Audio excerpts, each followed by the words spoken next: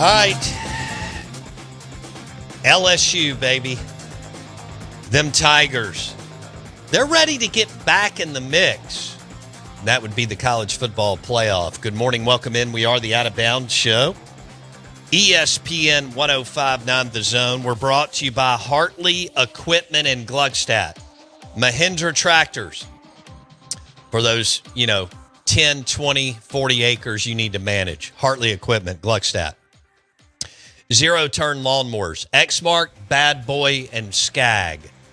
Zero-turn lawnmowers powered by Hartley Equipment in Gluckstadt. We're live in the Bank Plus studio. 105.9 The Zone ESPN. Our friend Mike Detillier, Mike D, joins us. WWL Radio TV New Orleans. And he joins us on the Farm Bureau Insurance guest line.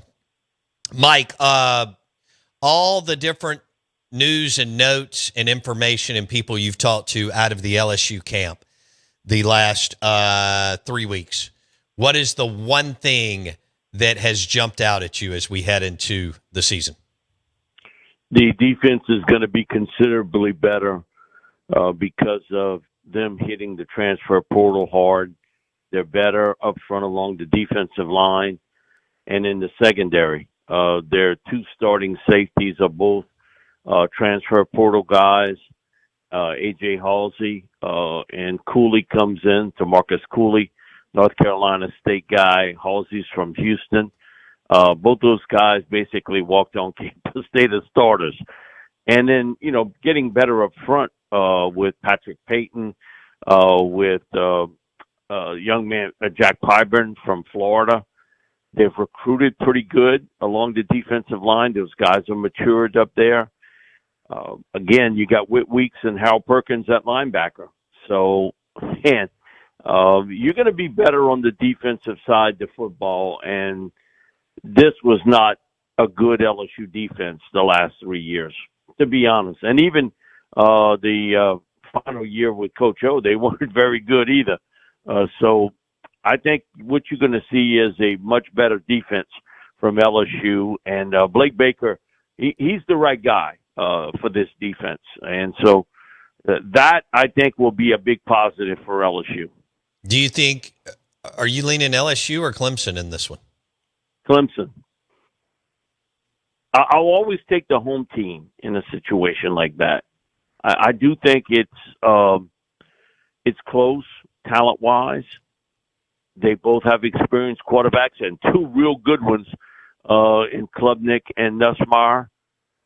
Big question mark for me is, can LSU block Peter Woods and T.J. Parker up front and not to have them cause havoc? Clemson gave up a lot in the rushing game last year, but LSU got 4 new starting offensive linemen. So I'm not sure about all that. And again, till Brian Kelly wins game 1, you got to kind of prove it that now eventually he's going to do it, but eventually he's going to win one.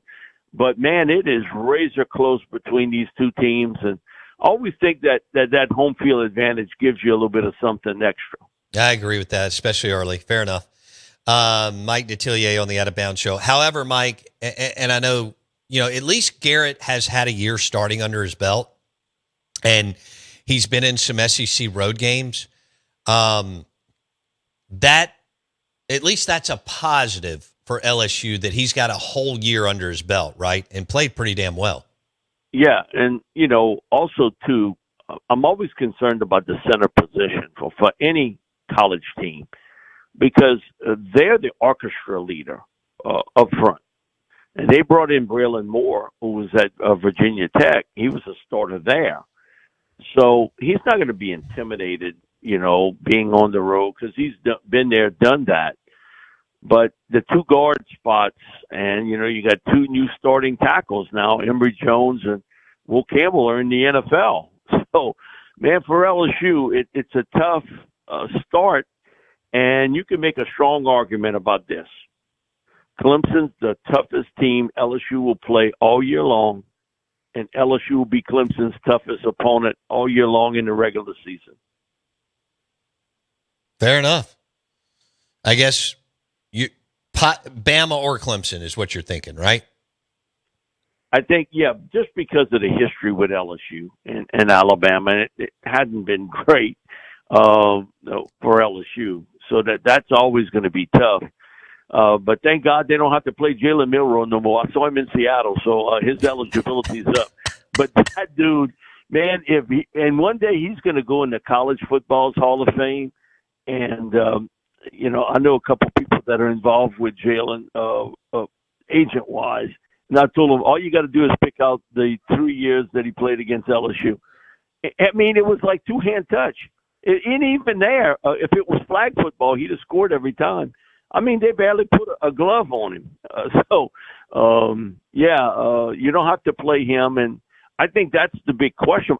I'll be honest with you, Bo. Had Garrett Nussmeier been, let's say he's on Alabama's team, I'd have picked Alabama to win the national championship.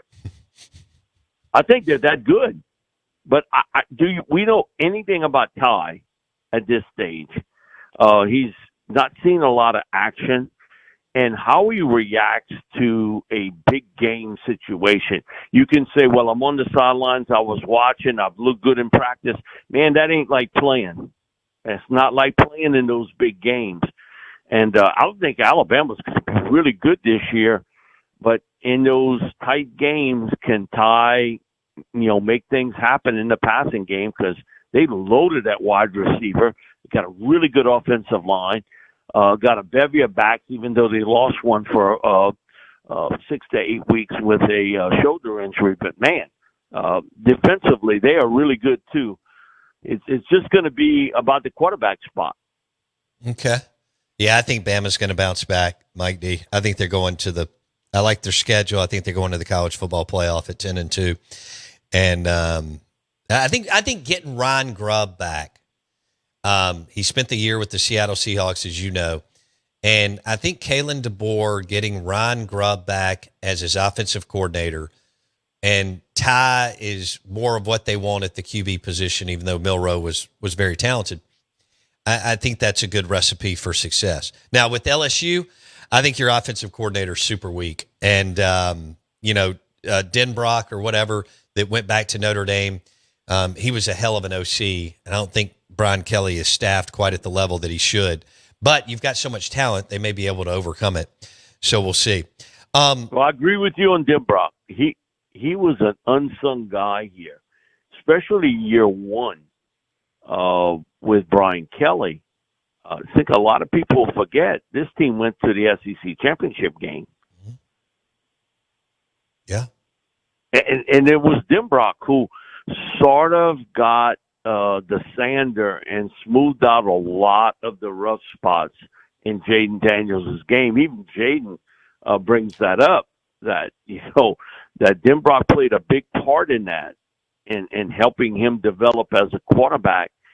And, with Joe Sloan, he had done it at Louisiana Tech. But, man, last year, them not being able to run the football was a disappointment because you have, two NFL guys at the tackles, two NFL guys that are playing at guard, and, you couldn't run the football to save your life. They kind of ran into one another. The system didn't quite fit, and maybe Joe has learned from that. And we all know one thing about Brian Kelly. He has stuck fingers, toes, any other body part you want into play calling, too. Yeah. Yeah, this is intriguing to me, Mike D, because the expectations that Saban put in place and Miles and Orgeron were able to capitalize and so on. So the run that LSU has been on has been pretty damn magical. But Brian, he's won a lot of games. He just hasn't won, enough for everybody in Baton Rouge to celebrate. But you mentioned this last year. He's got so much money on his contract. I think even if he throws up another 9-win season, which doesn't do a whole lot for LSU fans, I still don't see. I still see him continuing on, right, in Baton Rouge. I agree. That it just you money caught in this spot here, and you just basically finished paying off Coach O because he took the long-term plan on that. And matter of fact, we're going to have Coach O on tonight with us on Sports Talk. He's coming on tonight. So hold on now. He mentioned over the weekend. I know you talked to him. I mean, y'all been friends forever. So you talked to him off the air and on the air. But he made the comment that now he's getting the itch again to coach. Are you buying this, Mike D? Yeah, because you see, I never heard him say that before. Never. And all that time, he had left LSU, and he was out there. And I know there were some college teams and one pro team that approached him, and he wasn't interested. And then we did the Bayou Hall of Fame, and he made a comment to me, man, I miss coaching for the first time. And I said, here we go now. And, if South Bend was actually in the South, I think he'd be coaching at Notre Dame today. But he don't like the cold weather. Because him and Marcus Freeman are really tight, really close friends. So I think for the first time, he is legitimately interested in getting back into coaching. And I'd say 6 months ago, I would have told you that wasn't going to happen. But so once you've been the man, whether you're a head coach or not, I mean, coordinator positions are amazing too. But once you've been the guy and he won a national championship at LSU, where do you see the? I mean, I don't think he wants to be an assistant coach. I don't know how many people are going to give him an opportunity to be a head coach. Maybe a G5. I mean, are you thinking he could? Now, look, this guy's a salesman. You know that. He has been a hell of a recruiter his whole life. You know this better than anybody. I mean, can he parlay all that back into a P4 job, Mike D? Or are you thinking G5 head coach, or he's going to be an assistant? Which way are we going here? I really don't know that. I would have said that I thought he'd have come back as an assistant coach. But, I think that 2019 season always is on that resume. And that will get somebody's attention. And where that's at, that one I couldn't tell you. I got one for you, Mike D. Let me line this up for you. Mike Detillier on the Out of Bounds show. This is fun because he's close to Ed Orgeron and has covered him. If Jon Sumrall takes a job, how about Eddie O coming back to New Orleans and the head coach for the Tulane Green Wave? If Sumrall, because Sumrall is going to be the hot, if they can even win 6 or 7 games from what he's done at Troy and Tulane, he's going to be the hot name. If Pittman goes, Levy or somebody else. What about Eddie O to Tulane? I'll be honest with you. I think Sumrall's team at Tulane is going to win double digits. Nice. I think he has the quarterback now. Yeah. And Ratzloff, he's been on with us so many times. And it was funny, right after the spring, I could hear it in his voice talking about his defense, even though I think he only returns like 4 guys on defense. But he went on and on about, I'm really excited about what I got defensively. And I could hear it in his voice. Just how excited he was. And you're right. He's going to be a hot commodity. Actually, I thought they were going to lose him last year to North Carolina. I think the Belichick thing caught everybody a little bit off guard that, come on, weeks earlier, you would have never guessed that Belichick would want to coach again and at the collegiate level. So I do think he's going to have opportunities away from Tulane. I think there was a bit of a distraction last year late, and they sort of folded up. And also the quarterback, Darian Mensah, telling everybody that he was leaving. So you not only had the coach that was heavily pursued by North Carolina, you lost your starting quarterback, but he was telling everybody weeks before he left he was gone. So I agree. Also, too, Ed's son, Tyler, coaches on the Tulane coaching staff. He's the tight ends coach. Oh. Yeah, Tyler's been there, coaches the tight end. And so Ed's there at practice quite a bit. In fact, we had Coach Sumrall on last Thursday, and he was like, "Hey, how come you don't come to the practices anymore?" And I was like, "Coach, I'm still kind of rehabbing my knee and everything. I can't stand for a long, long period of time. I'll be out in the heat."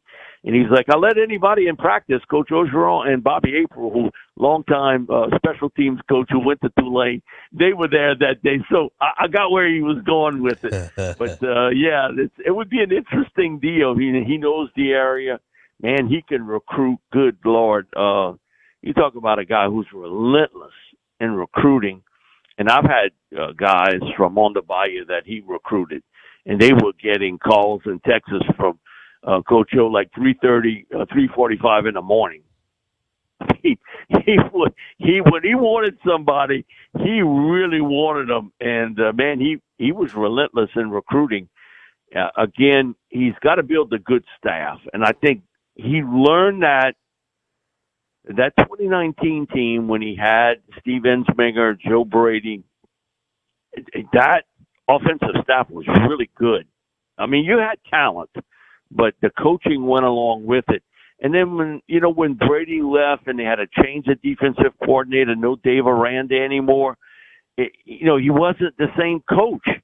He was not.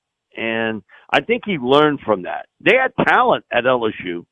Come on, they were recruiting well. It's just that the coaching didn't match up. And I think there were some distractions. And I told him, you didn't handle success well. And he just laughed. He's like, I couldn't argue with you. Wow. Okay, so Eddie O talking about getting back in after making a fortune in the buyout at LSU. Mike D and I think Tulane could be an opportunity if Jon Sumrall. For our listeners, Jon Sumrall's the head coach at Tulane. Watch out. If they have a big year, it's going to be a bidding war for him, depending on. Not only is he a good coach, I think he's a great coach. Okay. I'm just telling you, there's going to be a Southeast Conference team, and I don't know if it's Kentucky, and certainly he's got ties there to Kentucky, or any team that's looking to make a move.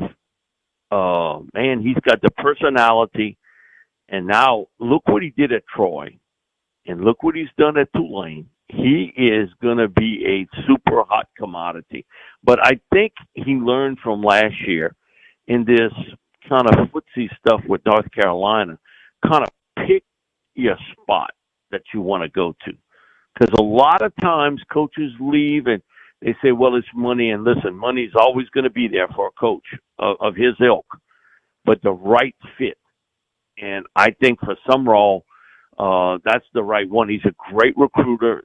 Tulane's academic standards, man, it's tough to get in at Tulane. It's not like going in some of the other schools. It's a much tougher academic situation, but he's been able to work that extremely well and develop players. I'll never forget in doing stuff in years past, Saban would always talk about this, recruit and develop. And he would always say about R&D. There's a lot of guys that can recruit, but they can't develop players. What I'm looking for is assistant coaches that can recruit and then the D part of it, develop players. Because he said that is a big part of winning at the collegiate level. Yeah. And Jon Sumrall can do it. I'm just telling you, and not just because he's here, but he is he's one of the best young coaches I've seen come down the pike. I really believe that. I agree. Mississippi State had a chance to hire him. Hell, Sumrall thought he had the job.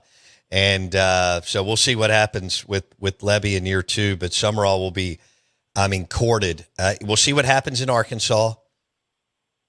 Sumrall's already tied to Kentucky. Even though Stoops has a ton of money left on his contract, we'll see where that goes this year. And then Venables, although he has a bunch of money left on, maybe $45 million on his contract, he's not the answer either. Sumrall he'd be vicious at Oklahoma. Woo! Just think, there is a wild card in this other than Sumrall. John Gruden. Oh, that'd be a disaster, but it'd be fun for you and I in the media. Would it be? But I'm just telling you, I think like Ed has the itch to become a coach again. Mm. You listen to John Gruden. He's saying the exact same thing.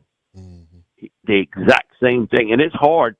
I heard Bill Parcells say this, that, coaching is like a narcotic, that you can never get it out of your system. Yeah. Now, once you're in it, it's difficult to walk away from it. Mm-hmm. And even though since he got fired at LSU, Ed had always said, hey, I'm content. I did my time. I don't know if I can reach young players anymore to motivate them the way the world is. I think, you always believe you can. Hell yeah. And that, I know he can recruit well. Yeah. And that particular part. And Gruden will do really well in recruiting too.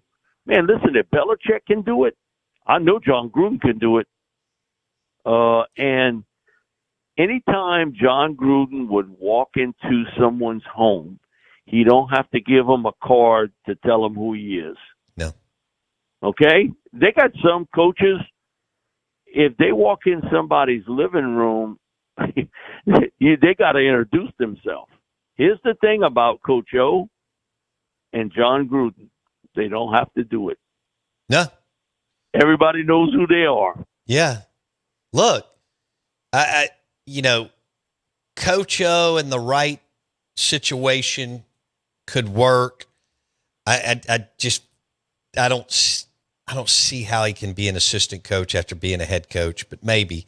And then you're right on Gruden. A desperate team may, hopefully not my Mississippi State Bulldogs, but a desperate team may do that.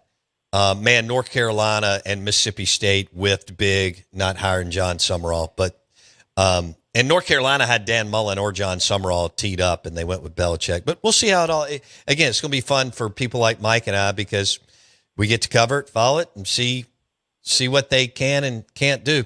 All right, Mike D. Next time we have you on, it will be week 1 going into Texas at Ohio State and LSU at Clemson and Bama at FSU and all the other games that we have on the slate. So be good, my man. Have a great week.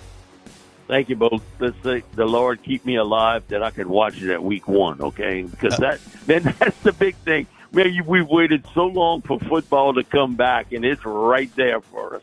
You're going to be with us. We'll talk to you next week. Thanks, Mike D. Thank you, buddy. At Mike Detillier, he's the best. WWL Radio TV New Orleans. He joined us on the Farm Bureau Insurance Guest Line. Bundle your auto and home and save with your local Farm Bureau Insurance agent in any of the 82 counties in Mississippi. Oh, thank the Lord, right? Football season is here, and we are ready. I'll believe in Auburn and love it. War Eagle.